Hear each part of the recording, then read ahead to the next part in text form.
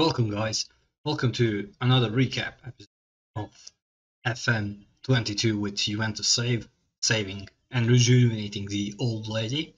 Today in this save we are going to talk about the transfer window that is finished right now, the team who we signed, and also the results and about the Champions League group matches. So before further ado, let's head into the video and save as well.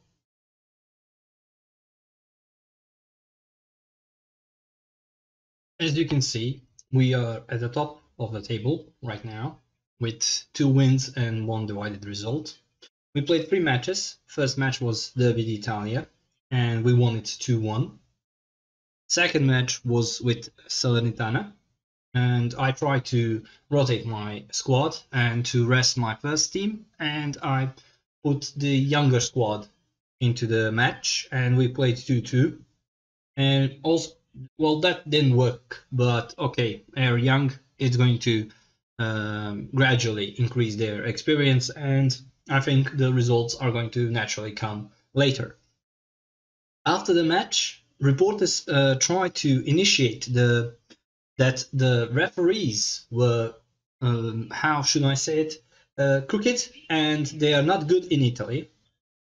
Then, after the international break, we played another match against Bologna, and we won that match 3-1. I didn't want to risk it, so I played the first team, even though the Bologna was the last team on the table. I didn't want to risk again the match like it was against Salernitana, because it also was the away match. So I used the first team and we won it 3-1.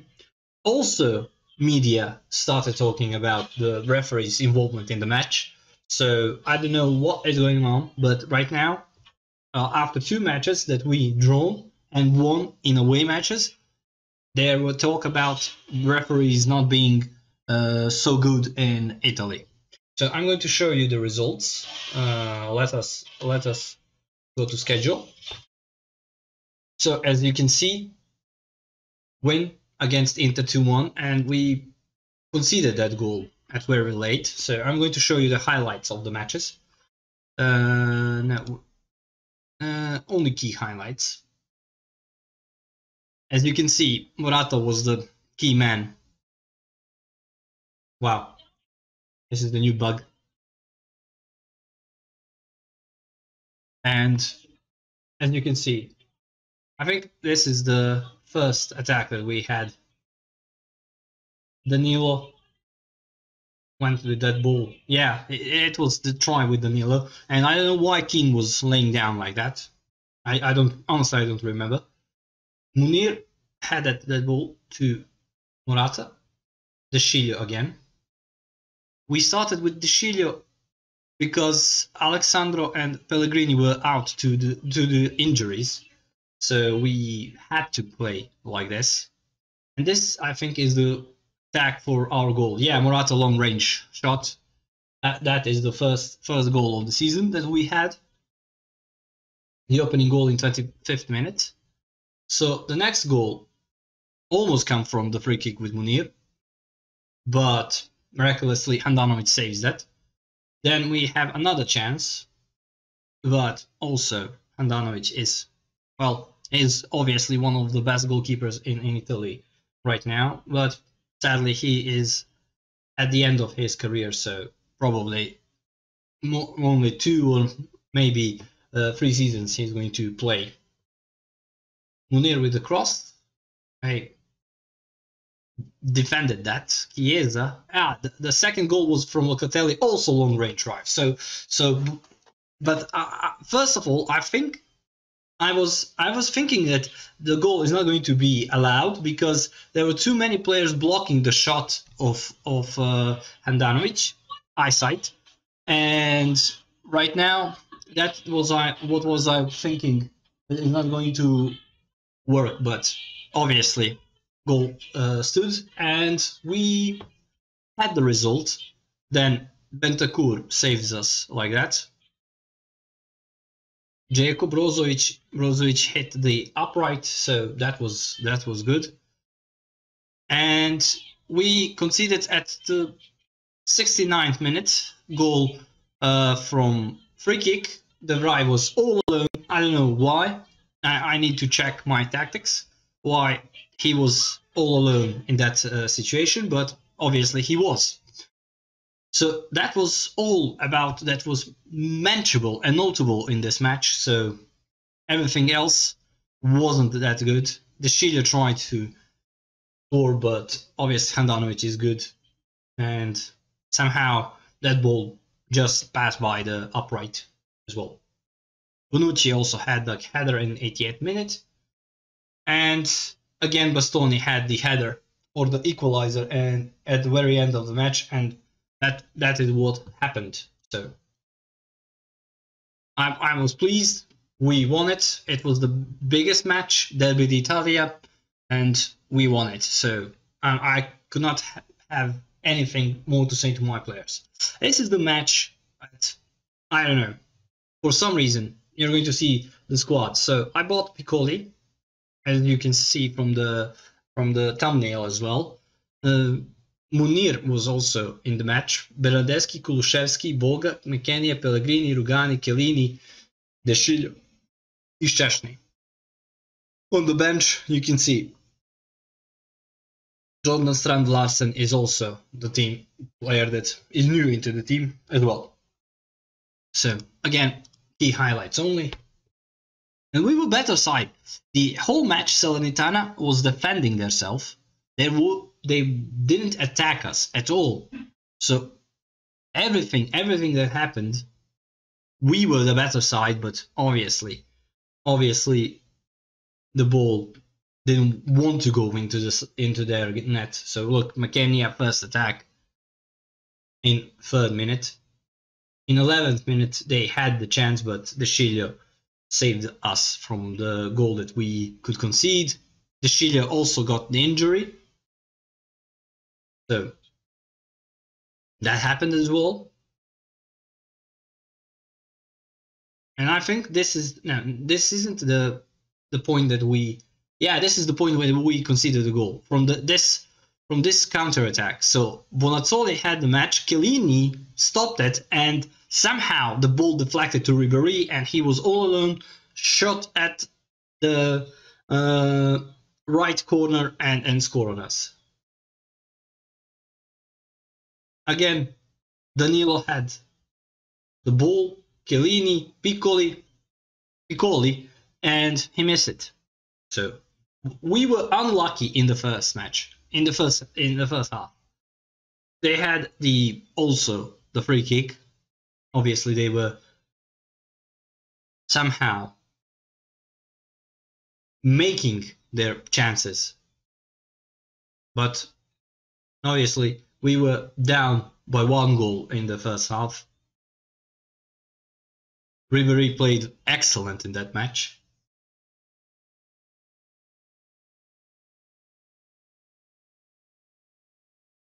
As you can see, Danilo with already in 2 matches he had the solo encounters, but he couldn't score. So this is our goal. Kulusevski had attack with Munir and Piccoli. Piccoli, the young wonder kid from Atalanta, scored the first goal of the season for him, and Kulusevski with the assist. And then again, somehow Salernitana again had the attack like this. It was the counter attack from the free kick, exactly. And referees tried to see if it was offside, but no, it wasn't. It was the regular stand. And then we had also the goal chance.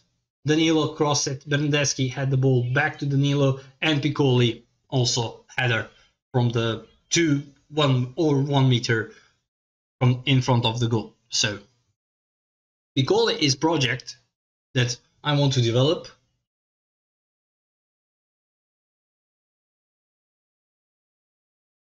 And And now the last match that I want to show you is against Bologna.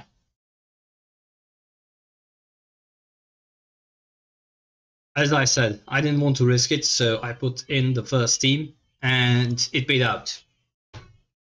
As you can see, we are dominating.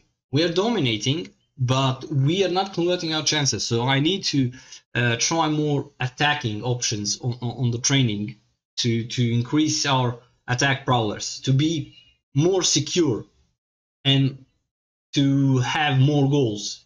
Look at this. Look at this. This was the perfect chance, 1-on-1 for Morata to score, and he couldn't. He couldn't. In the first half, we didn't score anything, but we were the better side. We were dominant side, but we couldn't jeopardize the goal of Bologna in the first half.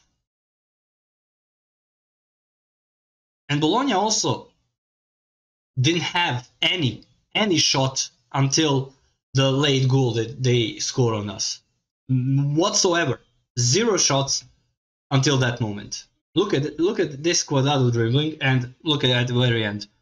I don't know why he shot like that. It was obviously a bad shot. This is our first goal. In 64th minute, we scored our first goal. Again, it was long ball to Morata. Again, 1-on-1 with the goalkeeper. This time, he scored. He was more concentrated, and he converted that chance.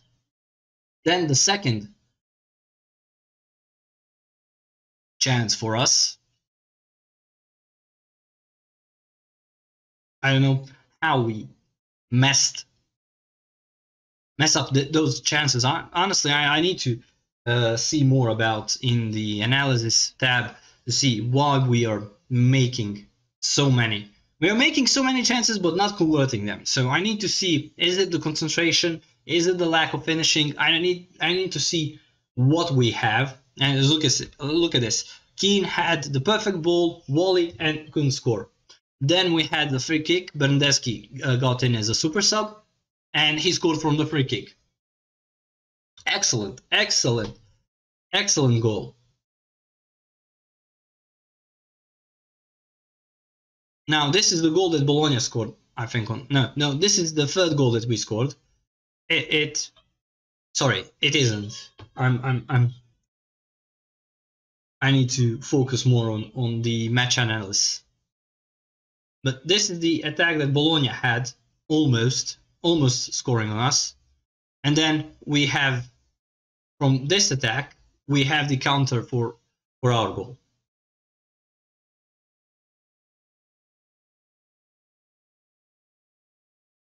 And look at this. Look at this back passing. It was beautiful. Again, long ball. Then somehow their defender left the ball for Keane, and he passed it to Morata. And I like that he passed it, because in previous FMs, you know, guys, that most of the time when they have a ball like that, they try to shoot themselves, and most of the time they miss.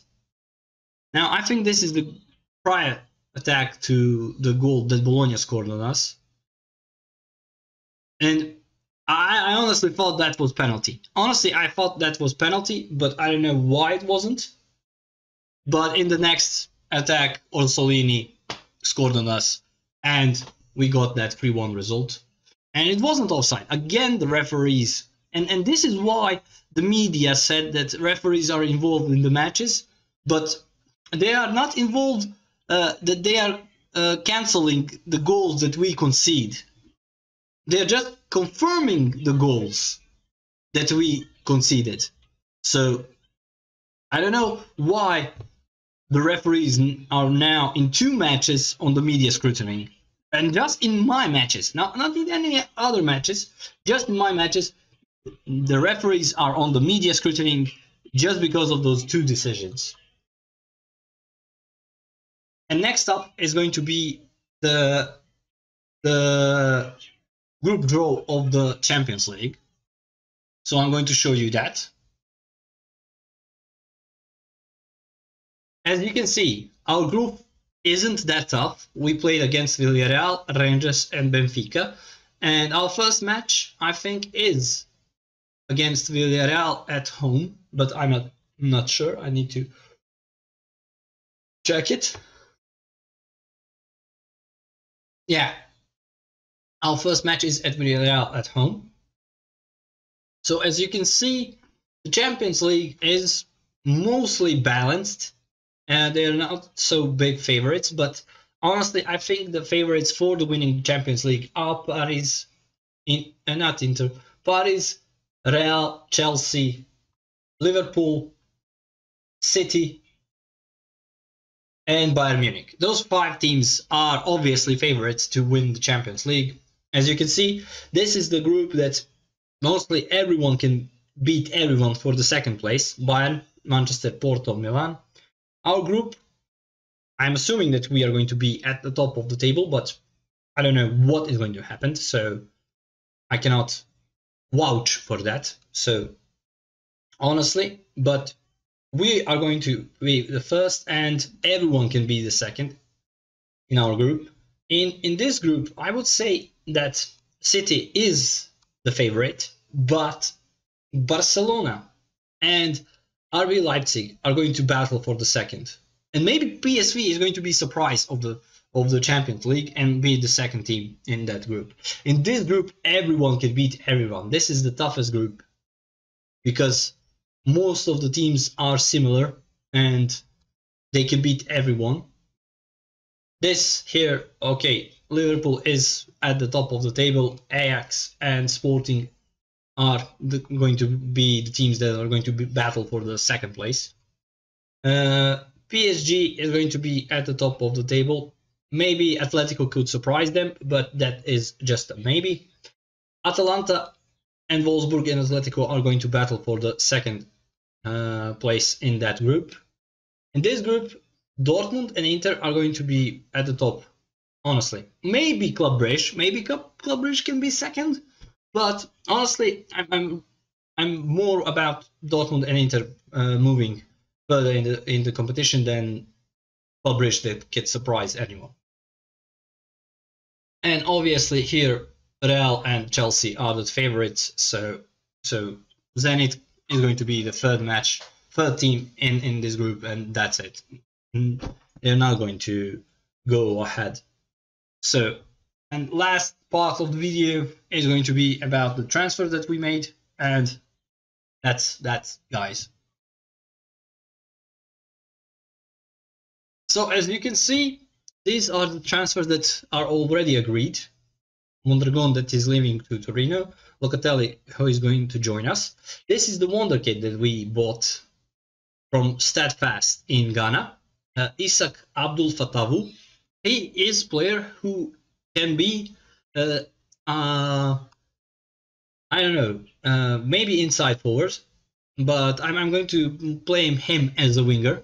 And he also have vision, so probably I can make him as a winger playmaker, some kind of player. So that is my aim goal, and he's only 17, and we bought him for peanuts. Yeah, 100k. Leonardo Fernandez is going to join us for free from Tigres. Neguduba is going to join us also for free, and this is a guy who I'm going to loan out and try to sell it to increase our budget. But maybe if he shows some progress and some results, he's going to be in our first team.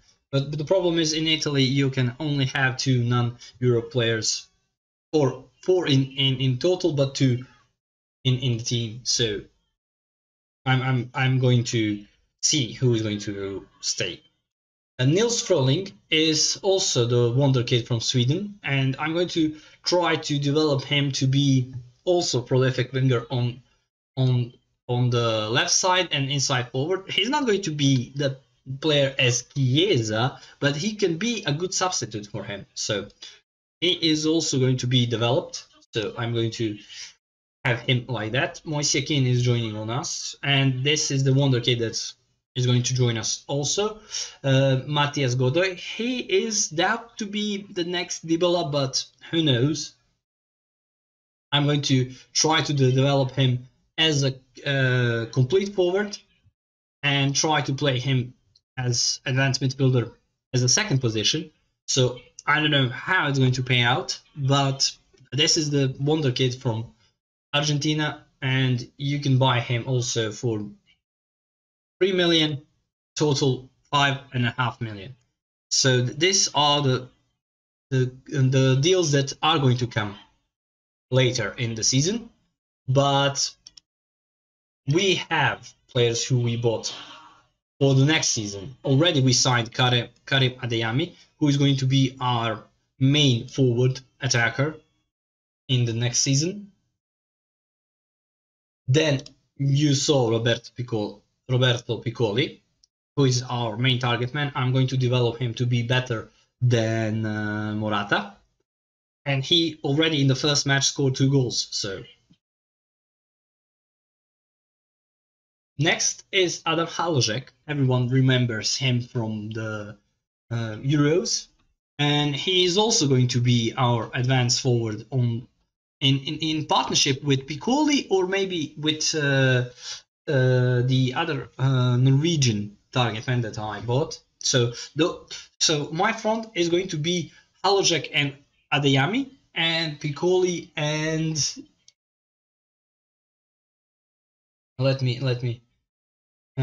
Jørgen Strand Larsen. So this is the future attack that I'm going to develop, because obviously Juventus is not in a very good financial situation. So I'm using everything that I can get, focus on young players and developing young players and buy them. And already this guy is wanted by Spal.